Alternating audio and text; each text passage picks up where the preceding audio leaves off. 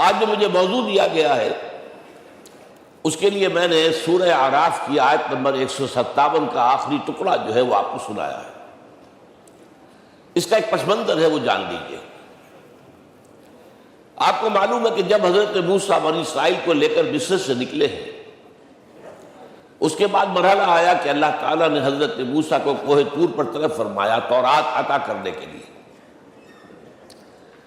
ان کی غیر حاضری میں ایک فتنہ کھڑا ہوا اور کچھ لوگوں نے ایک بچڑا بنا کر اس کی پرستش شروع کر دی بنی اسرائیل میں سے، سامری کا بنایا ہوا بچڑا۔ جب حضرت موسیٰ واپس آئے انہوں نے یہ دیکھا تو بہت غضبناک ہوئے، اور پھر اللہ تعالیٰ کے حکم سے فیصلہ ہوا کہ 12 قبیلوں میں سے جن لوگوں نے بھی یہ شرک کیا ہے ان کو انہی قبیلوں کے لوگ خود قتل کریں۔ کئی ہزار اسرائیلی قتل ہوئے۔ یہ بہت بڑا یوں سمجھیے کہ پرج ہوا ہے اس قوم کے اندر۔ اس کے بعد پھر مزید اللہ تعالیٰ کی خدمت میں استغفار کے لیے حضرت موسیٰ علیہ السلام اپنے 70 بڑے بڑے سردار جو تھے 12 قبیلوں کے، ان کو لے کر حاضر ہوئے۔ وہاں انہوں نے استغفار کیا اور ایک دعا کی، پروردگار وَاكْتُبْ لَنَا حَسَنَةً فِي الدُّنْيَا وَالْآخِرَةِ، ہمارے لیے نیکی کا اندراج کر دے، دنیا میں بھی آخرت میں بھی۔ جواب ملا اللہ تعالیٰ کی طرف سے، دیکھو عذاب تو میں جس کو چاہوں گا دوں گا، اور ویسے میری رحمت ہر شے کے ساتھ موجود ہے، ہر شے کا وجود میری رحمت سے ہے، لیکن ایک میری خاص رحمت ہے جو میں لکھ رکھوں گا ان لوگوں کے لیے جو میرے نبی امی آخری رسول ان پر ایمان لائیں گے صلی اللہ علیہ وسلم۔ وہ جب آئیں گے اور وہ نیکی کا حکم دیں گے، بدی سے روکیں گے، پاکیزہ چیزوں کو حلال قرار دیں گے، ناپاک چیزوں کو حرام قرار دیں گے، نوع انسانی کے اوپر جو بوجھ تھے جو اس وقت ہوں گے ان کو اتاریں گے۔ وہ جب آئیں گے تو جو لوگ فَالَّذِينَ آمَنُوا بِهِ نمبر 1، وَعَزَّرُوهُ نمبر 2، وَنَصَرُوهُ نمبر 3، وَاتَّبَعُوا النُّورَ الَّذِي أُنزِلَ مَعَهُ أُولَٰئِكَ هُمُ الْمُفْلِحُونَ۔ جو لوگ ان پر ایمان لائیں گے، ان کی تعظیم اور توقیر کریں گے، ان کی مدد کریں گے، اور جو نور ان کے ساتھ نازل کیا جائے گا یعنی قرآن، اس کی پیروی کریں گے، وہ ہوں گے جو فلاح پانے والے ہوں گے، میری خصوصی رحمت سے حصہ ان کو ملے گا۔ اب یہاں پہلے تو دعا کر لیجئے، اللہم ربنا اجعلنا منہم، اے اللہ ہم سب کو ان میں شامل فرما دے جو تیرے نبی کے ساتھ تعلق کی ان 4 بنیادوں کی شرائط کو پورا کر سکے، تقاضوں کو پورا کر سکے۔ اب ذرا ان میں سے ایک ایک کو لیجئے۔ ایمان جانی پہچانی چیز ہے، ایمان جسے کہتے ہیں، اس کی تشریح میں جانے کی ضرورت نہیں، وقت بھی محدود ہے، لیکن ایک بات سمجھنے کی ہے بہت ضروری۔ ایمان کے 2 لیول ہیں۔ ایک قانونی ایمان ہے جس کی بنا پر ہم ایک دوسرے کو مسلمان سمجھتے ہیں، اس کا تعلق اقرار باللسان کے ساتھ ہے، زبان سے کہنا اشہد ان لا الہ الا اللہ وحدہ لا شریک لہ واشہد ان سیدنا و مولانا محمدا عبدہ ورسولہ۔ کوئی ہندو تھا، سکھ تھا، پارسی تھا، عیسائی تھا، یہ کلمہ کہے اور اسلام میں آ گیا۔ لیکن یہ زبانی کلامی ایمان جو ہے یہ انسان کی سیرت و کردار پر اثر انداز نہیں ہو سکتا۔ یہی وجہ ہے آج ہم دیکھ رہے ہیں مسلمان ہی جھوٹ بھی بول رہا ہے، مسلمان ہی بے ایمانی بھی کر رہا ہے، مسلمان ہی خیانت بھی کر رہا ہے، مسلمانوں کے لیڈر بلینز کی خیانت کر رہے ہیں۔ یہ کون سب مسلمان ہیں؟ وہ اس کی وجہ کیا ہے کہ ہم صرف قانونی مسلمان ہیں اور ہمارا ایمان قانونی ایمان ہے۔ اس کے لیے اسلام کا لفظ قرآن میں آیا ہے سورہ حجرات میں، قالت الاعراب آمنا قل لم تؤمنوا ولکن قولوا اسلمنا۔ اے نبی یہ بدو کہہ رہے ہیں ہم ایمان لے آئے، ان سے فرما دیجئے تم ہرگز ایمان نہیں لائے ہو، یوں کہو کہ ہم مسلمان ہو گئے ہیں۔ ولما يدخل الايمان في قلوبكم، ابھی تک ایمان تمہارے دلوں میں داخل نہیں ہوا۔ بہرحال اللہ کا شکر ہے اس نے ہمیں مسلمانوں میں پیدا کر دیا، ورنہ ہم میں سے کتنے ہوتے اگر کہیں اور پیدا ہو گئے ہوتے تو نعمت اسلام سے بھی ہم بہرہ ور ہو سکتے، کیا کہہ سکتے۔ اصل ایمان ہے جب وہ دل میں داخل ہو جائے، یقین بن جائے۔ اسی لیے بچپن میں یاد کیا ہوگا ایمان مجمل، آمنت باللہ کما ہوا باسمائہ و صفاتہ وقبلت جمیع احکامہ اقرار باللسان و تصدیق بالقلب۔ جب تصدیق بالقلب ہوگی تو اب اس کے تقاضے جو ہیں عملی پیدا ہوں گے۔ ان تقاضوں میں سے ایک میں 2 حدیثوں کے حوالے سے آپ کے سامنے رکھ رہا ہوں۔ پہلی حدیث حضرت عبداللہ بن عمرو بن العاص رضی اللہ تعالی عنہ سے مروی ہے، لا یؤمن احدکم حتی اکون ہواہ تبعا لما جئت بہ۔ دیکھو تم میں سے کوئی شخص مومن نہیں ہو سکتا جب تک کہ اس کی خواہش نفس تابع نہ ہو جائے اس شریعت کے، اس قانون کے، اس ہدایت کے جو میں لے کر آیا۔ اگر عملاً تابع نہیں ہوئے تو حقیقتاً مومن نہیں ہو۔ دل میں جھانکو، Do I really believe that Muhammad is the Prophet of Allah? Do I really believe that Quran is the word of God? کبھی جھانکیے گا اندر، جواب ملے گا صحیح آپ۔ کیا کنوکشن ہے؟ کنوکشن ہو اور پھر حضور کی پیروی نہ ہو، حضور کے احکام کی پابندی نہ ہو، اللہ کے قوانین کی پابندی نہ ہو، کیسے ممکن ہے؟ حضور تو فرماتے ہیں صلی اللہ علیہ وسلم، ایک ایسی بد اخلاقی اور کج خلقی پر صرف اسے کوئی گناہ کبیرہ بھی نہیں کہیں گے۔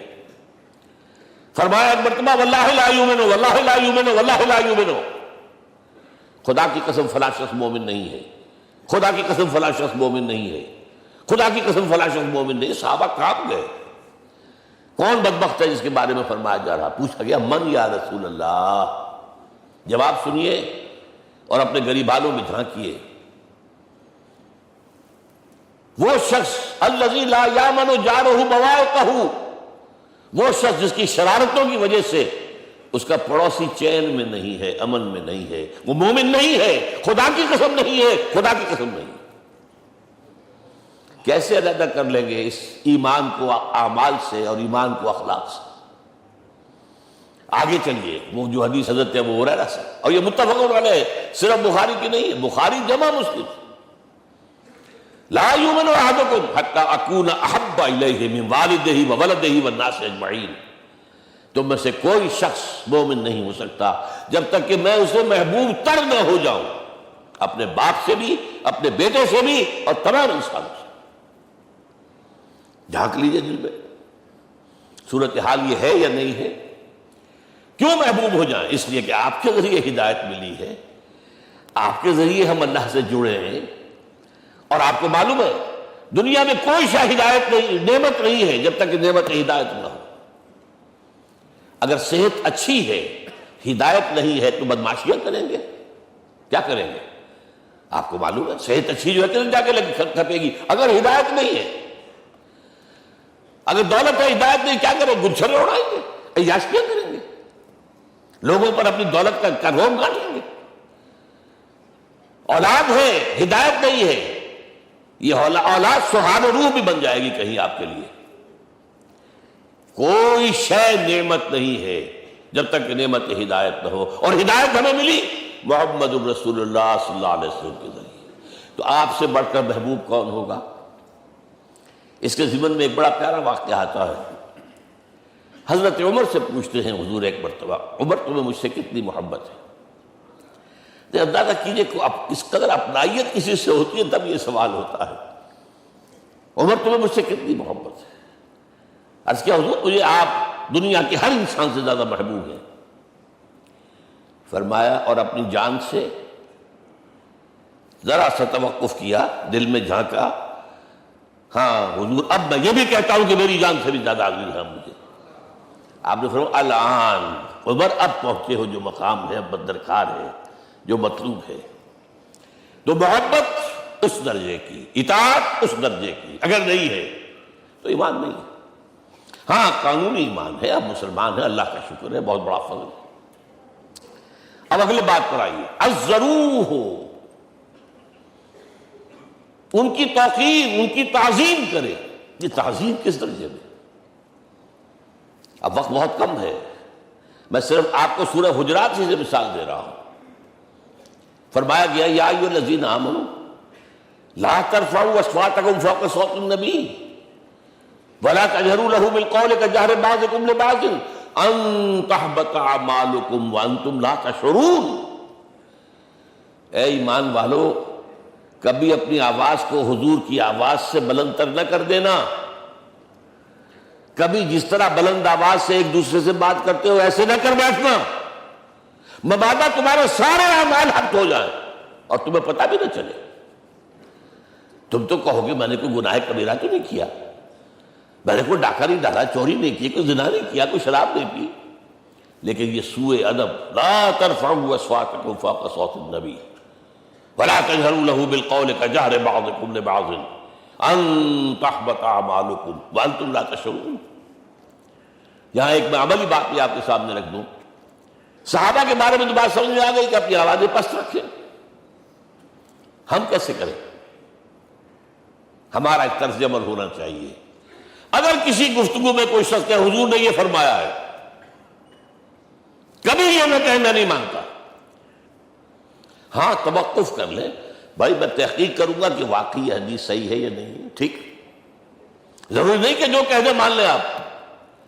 محدثین نے کتنی محنتیں کر کر کے چھانٹی کی ہے، لہذا یہ. لیکن فوراً اگر آپ نے نہیں میں نہیں مانتا، یہ عقل کے خلاف ہے، یہ فلاں ہے، یہ وہ ہے، یہ ہے کہ جو آپ سوء ادب کے مرتکب ہو رہے ہیں نبی اکرم صلی اللہ علیہ وسلم کی بارگاہ.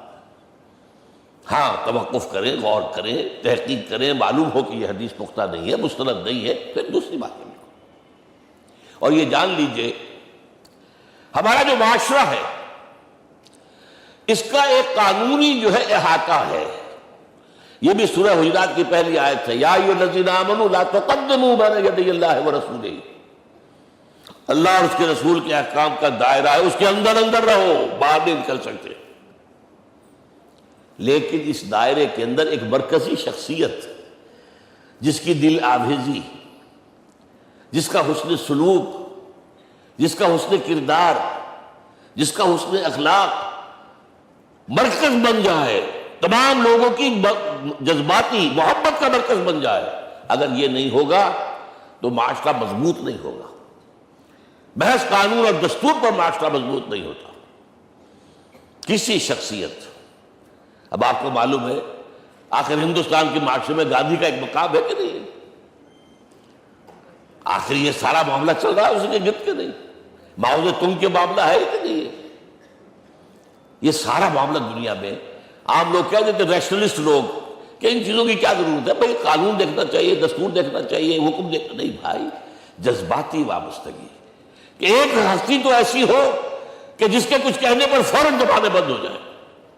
اور اس کا نقشہ میں سعودی عرب میں دیکھتا ہوں، اگر وہاں کے دو بدو لڑ رہے ہوں صف اور ایک دوسرے کو کھانے کو دوڑ رہے ہوں، کوئی شخص کہتے صلی علی النبی، فوراً خاموش. معلوم ہوتا ہے آگ کے اوپر کسی نے پانی ڈال دیا، خاموش، صلی علی النبی، صرف یہ کہنے سے. یہ جذباتی وابستگی اگر محمد سے نہیں ہے صلی اللہ علیہ وسلم تو آپ کا معاشرہ کبھی مضبوط نہیں ہوگا. یہ مرکزی شخصیت، یہ مرکز ہے. اسی لیے ان کے احترام کا یہ درجہ ہے، کیونکہ اس سے کیا ہوگا؟ تمہارا شیرازہ بکھر جائے گا. اگر ان کے ساتھ جذباتی محبت نہیں ہوگی تمہارا شیرازہ بکھر جائے گا. یہ آیا معاملہ. اب میں آپ کو بتانا چاہتا ہوں تہذیب. ہمارے ہاں اصل میں بدقسمتی سے ہم سیرت کی تقریریں کرتے ہیں، حضور کی عظمت بیان کرنے کی کوشش کرتے ہیں. کچھ لوگ تو خیر حضور کی زلفیں ہیں، حضور کی آنکھیں ہیں، حضور کی کملی ہے، حضور کا سایہ نہیں تھا وغیرہ، یہ باتیں اپنی جگہ ہیں، ہر چیز ٹھیک ہے. لیکن یہ جان لیجئے حضور کی اصل عظمت ایک نبی اور رسول کی حیثیت سے ہے، اور وہ شے وہ ہے جہاں جبرائیل کے بھی پر جل رہے ہیں. اس کی حقیقت کون جانتا ہے؟ میں ایک مثال دے رہا ہوں آپ کو کہ حضور 100 میں وصال رکھا کرتے تھے. آج روزہ رکھا، شام کو افطار نہیں کیا، وہ رات کو چل رہا ہے روزہ، اگلے روز پھر وہ کنٹینیو کر رہا ہے شام تک. 2 دن کا 100 میں وصال، 3 دن کا بھی رکھتے تھے. صحابہ نے اجازت چاہی، حضور ہمیں بھی اجازت دے دیں. نہیں، آج کے حضور آپ تو رکھتے ہیں، ہمیں منع کرتے ہیں۔ اب سنیے، ایکم مثلی، تمہیں سے کون ہے مجھ جیسا؟ ابھی تو اندر ربی، میں تو اپنے رب کے پاس رات گزارتا ہوں۔ ہوا یطعمنی ویسقین، وہ مجھے کھلاتا اور پلاتا ہے۔ کیا سمجھیں گے ہم؟ کیا ہماری سمجھ میں آئے گا؟ یہ معاملہ نبوت کے جو اسرار و رموز ہیں، ان کا جو مقام اور مرتبہ ہے، وہ کوئی نبی پہچان سکتا، غیر نبی تو پہچان ہی نہیں سکتا۔ ایک ڈاکٹر کا کیا مقام ہے اپنے فن میں؟ وہ کوئی ڈاکٹر ہی سمجھ سکے گا نا، غیر ڈاکٹر کہاں سمجھے گا؟ اور حقیقت میں وہی سمجھے گا جو اس سے بھی اوپر کا ڈاکٹر ہے، نیچے والا تو نہیں سمجھ سکتا۔ جو کمتر ہے وہ تو صرف اوپر دیکھے گا، اللہ اللہ خیر صلی اللہ۔ جو اوپر ہے اور ظاہر ہے محمد سے اوپر کوئی نہیں صلی اللہ علیہ وسلم۔ یہی وجہ ہے، دیکھیے شیخ سعدی کو کیا کہنا پڑا، یا صاحب الجمال و یا سید البشر من وجهك المرير لقد نور القمر لا يمكن الثناء كما كان حقه بعد خدا بزرگ توئی قصہ مختصر۔ اے محمد صلی اللہ علیہ وسلم، آپ کی ثنا جیسے کہ حق ہے ہو ہی نہیں سکتی۔ غالب اس سے بھی آگے گیا ہے، میں بات ابھی آپ کو سناتا ہوں شعر اس کا۔ آپ کی ثنا کا حق ادا ہو ہی نہیں سکتا، بس ہم یہ جانتے ہیں اللہ کے بعد آپ کا مقام۔ غالب جو آگے گیا ہے کہتا ہے، غالب ثنائے خواجہ بیزدان داشتیں کہاں ذات پاک مرتبہ دان محمد است۔ اے غالب، ہم نے تو حضور کی ثنا تو اللہ کے حوالے کر دی ہے، اس لیے کہ وہی ذات پاک جانتا ہے مرتبہ محمد کا کیا ہے صلی اللہ علیہ وسلم۔ ہم بیان کرنے کی کوشش کریں گے تو توہین کر بیٹھیں گے۔ ایک لطیفہ ہے، ایک بیچارہ کوئی دیہاتی کہیں پھنسا ہوا تھا کسی جگہ، تھکا ہوا چل رہا تھا، ڈپٹی کمشنر صاحب جا رہے تھے، کار میں بٹھا لیا۔ اب اس نے کہا، پتر تینوں اللہ پٹواری کرے۔ اب اس غریب کے جو ہے اس کے ذہن میں تو پٹواری سے اوپر تو کچھ ہے ہی نہیں، اس کے قلم سے جو ہے ادھر کا انتقال ادھر ہو گیا، ادھر کی زمین ادھر چلی گئی۔ تو ڈی سی کو وہ تعریف کر رہا ہے اپنے سمجھ کے مطابق، پٹواری کریں تو ہم کہیں پٹواری والا معاملہ نہ کریں۔ ہاں، ایک پہلو ایسا ہے جس کے حوالے سے حضور کی عظمت ہماری سمجھ میں آئے گی۔ حضور ایک انسان کی حیثیت سے کیا تھے، ایک باپ کی حیثیت سے آپ کا کیا طرز عمل تھا۔ ذرا یاد کیجئے، جگر گوشہ رسول حضرت فاطمہ بطول رضی اللہ تعالیٰ عنہ وہ حاضر ہوتی ہے، ابا جان دیکھیے چکی پیس پیس کر یہ گھٹے پڑ گئے میرے ہاتھ میں، یہ کنویں سے پانی لاتی ہوں، مشکیز دیکھیے یہاں پر بندیاں پڑ گئی۔ حضور اب تو عام لوگوں پر بھی آسانیاں ہیں، لوگوں کے ہاں غلام آ گئے ہیں، کنیزیں آ گئی ہیں، مال و دولت آ گئی ہے، مجھے بھی کوئی غلام کنیز عطا ہو جائے۔ اور آپ کو معلوم ہے یہ لخت جگر نور چشم محمد کی سب سے پیاری بیٹی صلی اللہ علیہ وسلم، کوئی شک نہیں اس میں، فاطمہ کیا بیتی ہوگی حضور کے قلب پر۔ لیکن فرمایا کیا بیٹی، یہ دنیا کی چیزیں ہمارے لیے نہیں ہیں، میں تمہیں اس سے بہتر شے دیتا ہوں، تسبیح فاطمہ ہر نماز کے بعد 33 مرتبہ سبحان اللہ، 33 مرتبہ الحمدللہ، 33 مرتبہ اللہ اکبر کہہ لیا کرو۔ لیکن سوچ لیجئے دل پر کیا گزری ہوگی صلی اللہ علیہ وسلم۔ حضرت عائشہ سے پوچھئے، حضرت خدیجہ سے پوچھئے، حضور کیسے شوق تھے، آپ سے زیادہ خواتین کے حق میں نرم، گھر کے کام کا جھاڑو دے رہے ہیں، کپڑے جو ہیں بوسیدہ انہیں سی رہے، گھر میں بیٹھے ہوئے، یہ کام کرتے تھے۔ بہرحال ایک بات میں آپ سے عرض کروں، آپ انسان کی جس حیثیت کا بھی ذہن میں تصور کریں گے وہ ساری حیثیتیں محمد میں موجود ہیں صلی اللہ علیہ وسلم۔ محمد حاکم کی حیثیت سے بھی ہے، محمد سپہ سالار کی حیثیت سے بھی ہے، محمد قاضی القضات بھی ہے، محمد ہیڈ آف دی اسٹیٹ بھی ہے، محمد بیویوں والے بھی ہیں، اولاد والے بھی ہیں، محمد پنج وقتہ امام بھی ہے، جمعہ کے خطیب بھی ہیں، مدرس قرآن بھی ہیں، مربی بھی ہے، مزکی بھی ہے، اور ہر میدان میں بلند ترین مقام۔ کوئی ایسی جامع شخصیت ملے گی؟ ہمارے ہاں تو حال یہ ہے کہ جو خطیب صاحب ہوتے ہیں وہ 5 وقتہ نماز کیسے پڑھا سکتے ہیں؟ ان کا تو اونچا مقام ہے۔ 5 وقتہ نماز کے لیے تو اور رہنا چاہیے امام آپ کو، اور وہاں بھی ایک امام سینئر ہوگا، وہ عشاء مغرب اور فجر پڑھائے گا، ایک جونیئر ہوگا بیچارہ، وہ جو خاموش نماز ہے وہ پڑھائے گا۔ 5 وقتہ نماز پڑھا رہے ہیں محمد صلی اللہ علیہ وسلم، اور خطیب بھی ہوئی ہے، مربی بھی ہوئی ہے، مزکی بھی ہوئی ہے۔ ہمارے ہاں جو لوگ تزکیہ نفس کے میدان میں ہیں وہ پھر جماعت کبھی نہیں کراتے، کبھی نہیں دیکھا ہوگا آپ نے کسی صاحب کو کراتے ہوئے۔ یہ جامعیت کیوں ہے؟ جامعیت کبریٰ۔ میں صرف ایک بات کہا کرتا ہوں، ایک اعتبار سے حضور کا اسوہ نامکمل ہے۔ آپ مجھے سوء ادب کا مرتکب نہ قرار دے دیں، اسوہ کیا ہے؟ عورت کے لیے اس کی اپنی نسوانی زندگی کے لیے اسوہ آپ میں نہیں ہے، آخر نصف انسانیت ہے، اسے بھی اسوہ چاہیے۔ یہ ہے جس کی وجہ سے حضور نے شادیاں کی ہیں زیادہ۔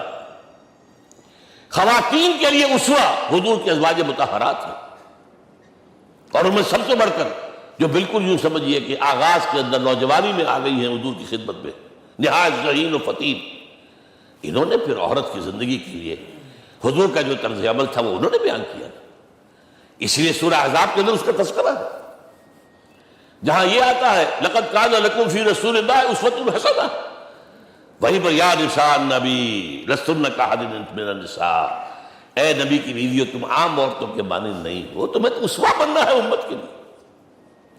اب اس سے اگلا قدم میں بڑھا رہا ہوں آگے، اور اس کے ساتھ جڑ جائے گی تیسری بات۔ تیسری بات کیا ہے؟ وَنَّصَرُوهُ، اس کی مدد کریں صلی اللہ علیہ وسلم۔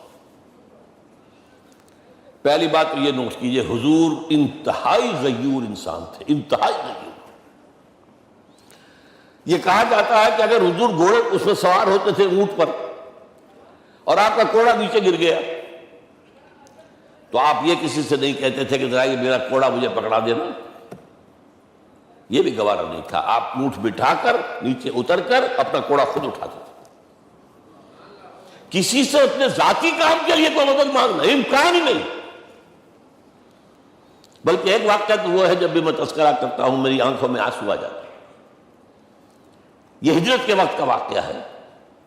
آپ کو معلوم ہے حضور نے تمام مسلمانوں کو مکے سے جانے کی اجازت دی، چلے جاؤ مدینے، چلے جاؤ مدینے، آپ خود تھے موجود، اس لیے کہ رسول اپنے مقام کو نہیں چھوڑ سکتا وداؤٹ ایکسپریس پرمیشن فرام اللہ سبحانہ وتعالی۔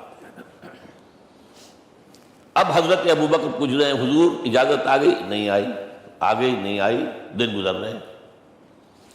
حضرت عائشہ کی روایت ہے کہ ایک روز ہم نے دیکھا دوپہر کے وقت آ گئے حضور، کپڑے سے اپنا سر جو ہے ڈھانپا ہوا ہے۔ عرب میں دوپہر کے وقت وزٹ کرنا جو ہے یہ ان کے خلاف دستور ہے، ان کی تہذیب کے خلاف ہے، یہ قیلولے کا وقت ہوتا تو حیران ہوئے۔ آتے ہی فرمایا ابوبکر ہجرت کی اجازت ہو گئی۔ اب انتہائی خوشی سے اور بڑی امید میں کہ بڑی شاباش ملے گی، حضرت ابوبکر فرماتے ہیں، عرض کرتے ہیں حضور میں نے 2 اونٹیاں تیار کر رکھی ہیں، خوب کھلا پلا کے انہیں فرما کیا ہوا ہے، یہ ہجرت میں ہمارے کام آئے گی۔ حضور تھوڑا سا توقع فرماتے ہیں، پھر کہتے ہیں اچھا ٹھیک ہے، ایک میں استعمال کروں گا لیکن میں اس کی قیمت ادا کروں گا۔ حضرت ابوبکر رو پڑے، حضور مجھ سے یہ مغایرت، سائے کے تراب کے ساتھ رہنے والا، اس سے یہ مغایرت، ذرا سے اشارے پر اپنی کم سن بیٹی پیش کر دی نکاح کے اندر، اس سے یہ مغایرت، رو پڑے۔ لیکن حضور کی اپنی غیرت تھی، میں قیمت دوں گا۔ اب بتائیے مدد کا کہ یہ درکار تھی؟ مدد تھی ان کے مشن کے لیے۔ مشن 2 حصوں میں تھا، اس کو جانیے، آج کچھ علمی باتیں آ رہی ہیں۔ حضور کے مشن کے 2 حصے، ایک ابتدائی جو تمام انبیاء اور رسول کا تھا، ایک تکمیلی جو صرف محمد کا۔ صلی اللہ علیہ وسلم۔ ابتدائی کیا ہے؟ اللہ کی طرف دعوت، تبلیغ۔ جو دعوت قبول کر لیں ان کے لیے بشارت، بشیر کہ تمہارے لیے آخرت میں جنت ہے، نعمتیں ہیں۔ رد کر لیں ان کے لیے نذیر، خبردار کرنے والے، جہنم کے لیے تیاری کر لیں۔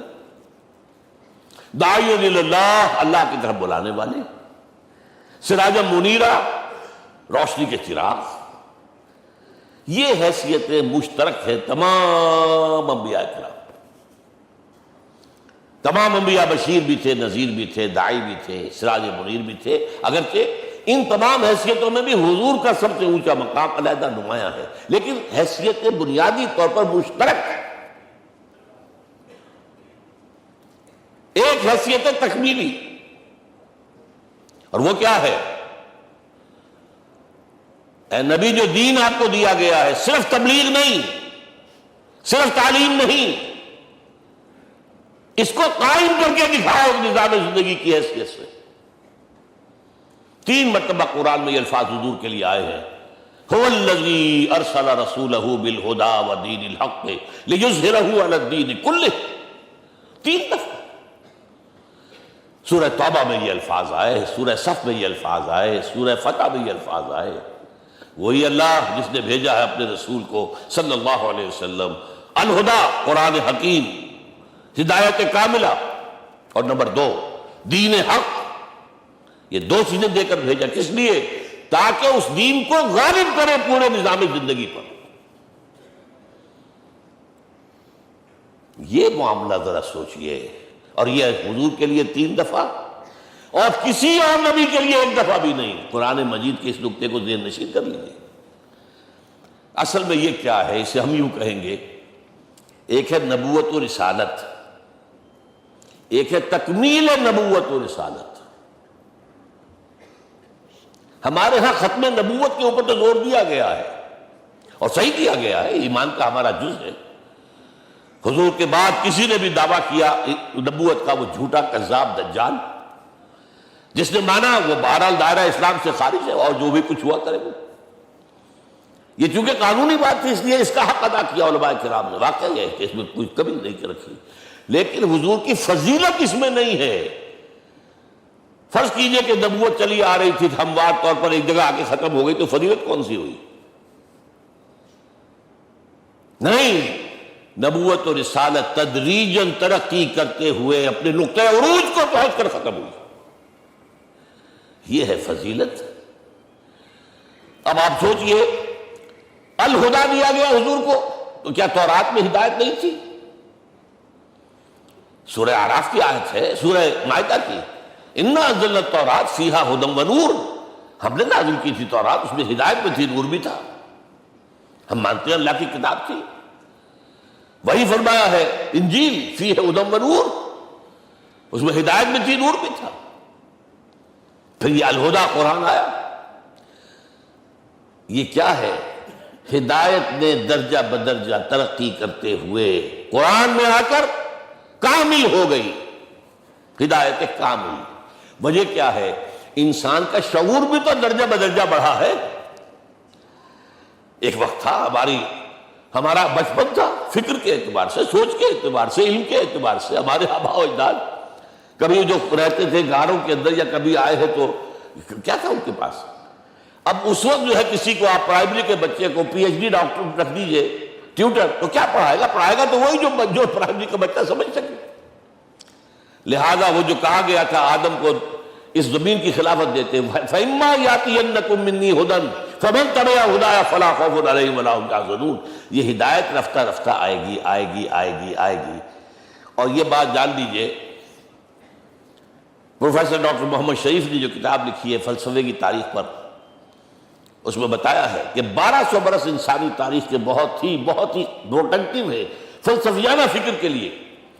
From 600 BC to 600 AD 1200 years سارے فلسفے اسی میں پیدا ہوئے۔ سقراط، بقار، افلاطون اور یہ سب نکل گیا، کنفیوشس بھی آ گیا، تاؤ بھی آ گیا، اور بدھ بھی آ گیا، جین بھی آ گیا، سب آ گئے۔ گویا کہ انسان جب کچھ سوچ سکتا تھا، جتنا سوچ سکتا تھا سوچ چکا، اور یہ بھی سنا دوں، حضرت عیسیٰ نے کہا تھا اپنے حواریوں سے، ڈپارٹنگ جو میسج تھا، مجھے ابھی تم سے اور بھی بہت باتیں کرنی تھی لیکن تم ان کا تحمل نہیں کر سکو گے، جب وہ فارقلیت آئے گا صلی اللہ علیہ وسلم تو تمہیں سب کچھ بتائے گا۔ لہذا جب انسان بلوغت کو پہنچا ہے فلسفیانہ فکر کے اعتبار سے، تب، اور یہ بھی نوٹ کر لیجئے، بہت اہم بات کہہ رہا ہوں، چند مہینے غار حرا کی تنہائیوں میں اللہ تعالیٰ نے حضور کو وہ سارا ذہنی سفر طے کرایا۔ کیا کرتے تھے حضور جا کر غار حرا میں؟ کبھی سوچا آپ نے؟ اگر آپ یہودیوں میں پیدا ہوئے ہوتے تو یہودی طرز پر آپ عبادت کرتے، اگر کہیں عیسائیوں میں پیدا ہوتے تو عیسائیوں کی طرف پر آپ تو نہیں تھے، آپ تو پیدا وہ مشرکین میں شرک کرنے کا امکان ہی نہیں آپ کے لیے، تو کیا کرتے تھے؟ حدیث کے الفاظ یہ یتحنث فی، وہاں جا کر عبادت کرتے تھے۔ اب شارحین حدیث نے بہت عمدہ لکھا ہے، کان صفت و تعبدہ فی غار حرا التفکر والاعتبار، غار حرا میں آپ کی عبادت فکر، غور و فکر، تفکر و اعتبار، جس کی میں تعبیر یہ کر رہا ہوں، جس کو کہا کبھی اکبر الہ آبادی نے، خدا کے کام دیکھو بعد کیا ہے اور کیا پہلے، نظر آتا ہے مجھ کو بدر سے غار حرا پہلے۔ تم غار حرا کو نہیں جانتے؟ مصطفیٰ اندر حرا خلوت گزین، قوم آئین و حکومت آفرید۔ The most productive part of the period life of Muhammad is that which he passed in غار حرا۔ فکر کی ساری جو ہے بلندیاں طے کی، تب آیا ہے اقرا بسم ربک، اب اللہ کا الہدیٰ شروع ہوا۔ اچھا، اسی طرح نمبر 2، دین حق مکمل ہوا ہے۔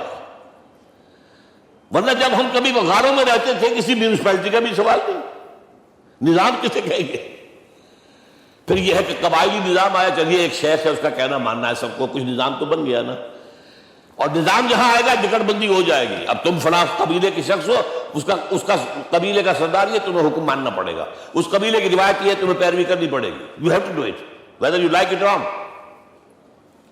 پھر آپ کی سٹی اسٹیٹس وجود میں آئی، پھر امپائرز وجود میں آ گئے، 400-500 برس سے رومن امپائر، 400-500 برس سے ایرانین امپائر عرب کے اوپر ایسے تھی جیسے افغان کے سر کے اوپر بہت بڑا جو ہے پگڑ رکھا ہوتا ہے۔ کتنا بڑا ہوتا ہے؟ وہ کسی نے شعر کہا بھی تھا، مجھے تو اب یاد نہیں، کہ سر پہ باندھے ہوئے پورا افغانستان۔ میرا خیال سے ضمیر جعفری۔ تو کیا تھا یہ جزیرہ نما عرب، یہ جزیرہ کہنا تھا، الجزیرہ، الجزیرہ، اس لیے کہ نیچے آپ کو معلوم ہے بحیرہ عرب، ادھر جو ہے خلیج آ رہی ہے آخر تک، ادھر سے بحیرہ قلزم جا رہا ہے، اور پھر خلیج عقبہ آ گئی ہے، تو یہ سارا جو ہے جزیرہ نما ہے، اس سے پیننسولا۔ لیکن عرب اوپر 2 اور ہیں، عراق عرب، شام عرب۔ عراق عرب پر قبضہ ایران کا، شام عرب پر رومیوں کا۔ اور جب یہ سلطنتیں بن گئیں تو گویا کہ انسان شکنجے میں آ گیا۔ ظلم،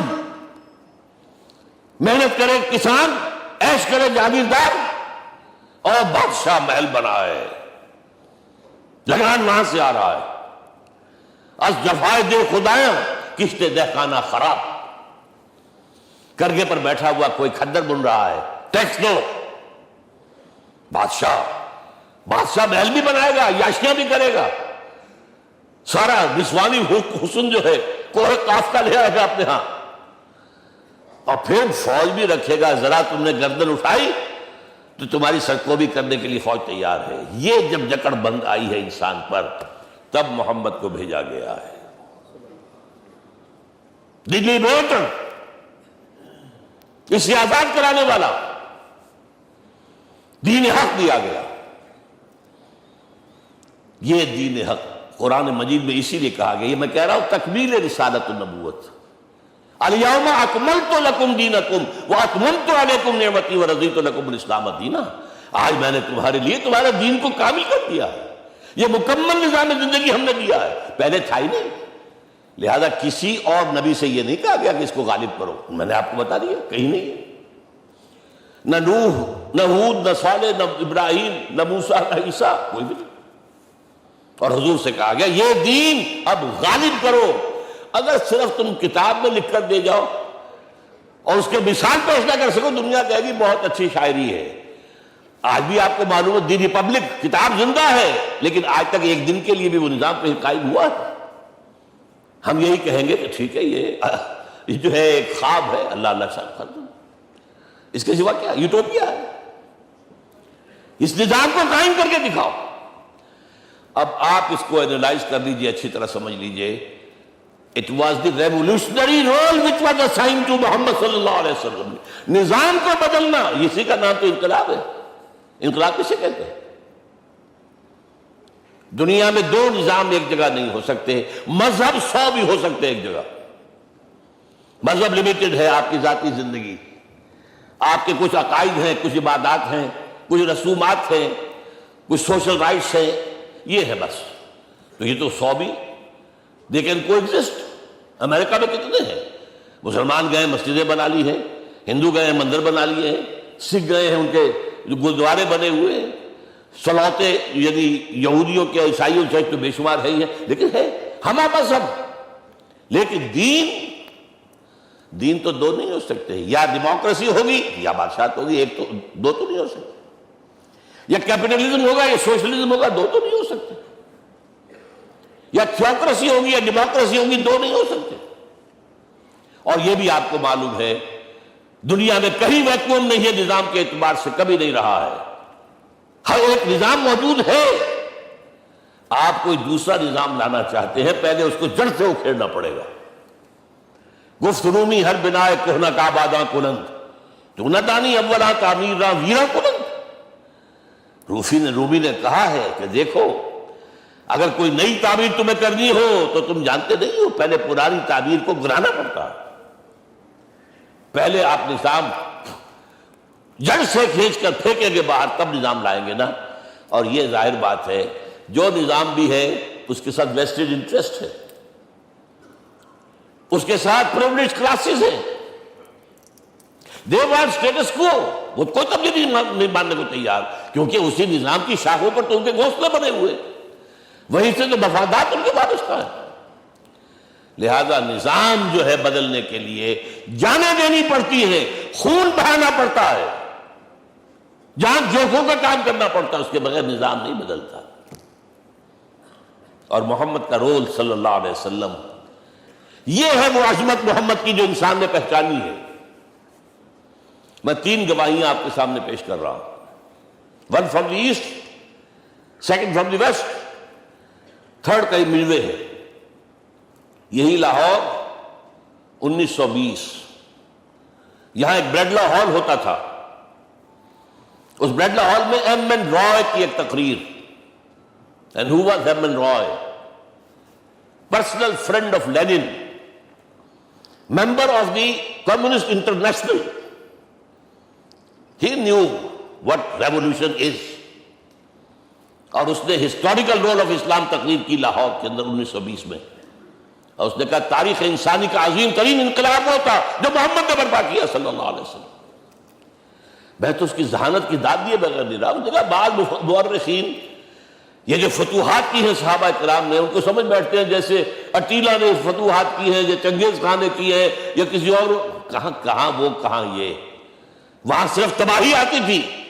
اور محمد صلی اللہ علیہ وسلم کے پیروکاروں نے جب دنیا فتح کی ہے، نئی تہذیب دی ہے، نیا تمدن دیا ہے، نیا نظام دیا ہے، روشنی دی ہے، علوم کو تازہ کیا ہے، علوم ایجاد کیے ہیں۔ یہ ہے وہ انقلاب جو محمد نے برپا کیا صلی اللہ علیہ وسلم۔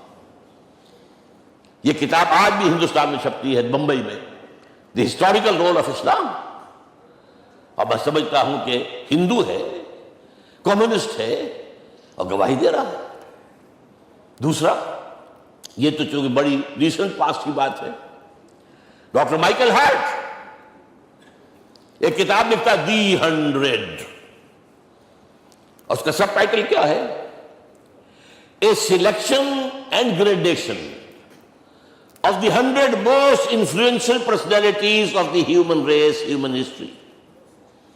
پوری انسانی نسل میں سے ان لوگوں کو چن لو جنہوں نے اس کی تاریخ کے دھارے کے رخ کو موڑا، ادھر جا رہا تھا ادھر کر دیا، ادھر جا رہا تھا ادھر کر دیا۔ جن لوگوں نے بھی تاریخ کا دھارا موڑا، پہلے سلیکٹ کر لو، سلیکشن۔ 100 آدمی کے نام آ گئے، اب گریڈیشن ان میں سب سے زیادہ کس نے کیا؟ اور ٹاپ پر لایا محمد کو صلی اللہ علیہ وسلم. یہ کتاب تو اویلیبل ہے، پڑھیے. اور چونکہ عیسائی ہے اور حضرت عیسیٰ کو نمبر 3 پر لے گیا، غور کیجیے. نمبر 2 پر لایا نیوٹن کو، بابائے طبیعت. اور پھر کہتا ہے naturally I O an explanation. میں عیسائی ہوتے ہوئے I'm placing Muhammad at top. How? This is because, یہ لفظ یاد کیجئے, this is because he is the only person supremely successful in both the religious and secular fields. ذہانت، وہ زندگی جو آج تقسیم کر دی گئی ہے، یہ مذہبی زندگی ہے، یہ سیکولر ہے، یہ ریاست ہے، قانون ہے، یہ ہے، اور اس کو الگ رکھو بھائی، مذہب کو الگ رکھو. وہ کہتے ہیں کہ یا تو مجھے ملتا ہے کہ وہ آدمی جو ادھر اونچا ہے تو دوسری طرف نیچا ہے، کچھ بھی نہیں. ادھر اونچا ہے تو ادھر کچھ نہیں. روحانیت میں، دین میں، اخلاق میں عیسیٰ سے اوپر کون جائے گا؟ لیکن حکومت میں، ریاست میں کوئی پناہ بھی نہیں رکھا، زیرو. مذہب کتنا بڑا پیدا کر دیا گوتم بدھ نے، لیکن ریاست، حکومت زیرو. اور بڑے سے بڑے جو ہے شہنشاہ اور بڑے سے بڑے کانکرس کوئی چلا آیا ہے. آپ سوچئے جو گریک آ رہا ہے، جو سکندر اعظم کہاں سے چل کر دنیا سے کہاں پہنچ گیا؟ بیاس تک. اٹیلا کہاں سے پہنچ گیا؟ مشرق سے مغرب تک. لیکن مذہب و اخلاق کے اندر زیرو نہیں بلکہ مائنس ویلیو لانی پڑے گی. ایک ہی انسان ہے. آپ کم سے کم give credit to his honesty. ایک ہی انسان، دو ہے ہی نہیں. He is the only person supremely successful in both the religious and the secular fields. اب آئیے تیسری میں گواہی دے رہا ہوں ایک ایسے شخص کی جو ویسے ایک شاتم رسول ہے، گالیاں دی ہیں اس نے، بدترین گالیاں دی ہیں، رقیق حملے کی، جیسے رشدی نے کیے ہیں ایسے تسلیمہ نسرین نے کیے ہیں، سب اس طرح کے کیے ہیں. وہ ایچ جی ویلز ہے، فکشن سٹوری رائٹر، ہسٹورین بھی ہے. 2 کتابیں ہیں اس کی تاریخ پر، تاریخ انسانی عالم، short history of the world and concise history of the world. جو رقیق حملے کیے ہیں میں اس کا ذکر نہیں، ذکر اس لیے کر دیا کہ معلوم ہے وہ دشمن ہے، دوست نہیں ہے. اگر کسی کا دوست ہوگا تو تعریف کرے گا. وہ دشمن ہے، میں اسٹیبلش کرنا چاہتا ہوں. یہ انیمی. اور عربی زبان کا ایک مقولہ یہ ہے کہ الفضل ما شہدت بہ الاعداء، فضیلت تو وہ ہوتی ہے جس کی ایک گواہی دشمن دے. جب وہ آیا ہے concise history of the world میں، چیپٹر آخری حضور کا، جو حضور کے چیپٹر میں جو آخری بات خطبہ حجۃ الوداع کو کوٹ کیا ہے، لا فضل لعربی علی عجمی ولا لعجمی علی عربی ولا لأحمر علی اسود ولا لأسود علی احمر الا بالتقوی. کسی عرب کو کسی عجمی پر کوئی فضیلت نہیں، کسی عجمی کو کسی عرب پر کوئی فضیلت نہیں، کسی گولے کو کسی کالے پر کوئی فضیلت نہیں، اور کسی کالے کو کسی گورے پر کوئی فضیلت نہیں. ہاں، تقوی کے ساتھ فضیلت. اب ذرا میرا ایک لفظ نوٹ کیجئے، کیا لکھتا ہے اس پر؟ Although the sermons of human freedom, fraternity and equality were said before also, and we find a lot of these sermons in Jesus of Nazareth. مسیح ناصری حضرت عیسیٰ علیہ السلام کے ہاں بھی واعظ تو ہمیں بہت ملتے ہیں، but it must be accepted that it was Muhammad صلی اللہ علیہ وسلم who for the first time in history established a society based on these principles. انسانی حریت، اخوت، مساوات، اس کے واعظ کہنے تو بہت آسان ہے، تقریریں کرنی تو بہت آسان ہے، لیکن ان ویلیوز کو باقاعدہ اسٹیبلش کرنا ایک سوسائٹی میں ماننا پڑتا ہے. یہ اسے دینا پڑا ہے کریڈٹ جو بھی ہے. لیکن ایک بات نوٹ کر لیں، مبادہ کہیں آپ میرے بارے میں سوء ظن ہو جائے، تازہ ایڈیشن جو اب اویلیبل ہے اس میں سے یہ نکال دیے گئے ہیں. آج کے جو ان کے ایڈیٹرز ہیں ان کے حلق سے نیچے نہیں اتر رہے. اتنی بڑی حقیقت.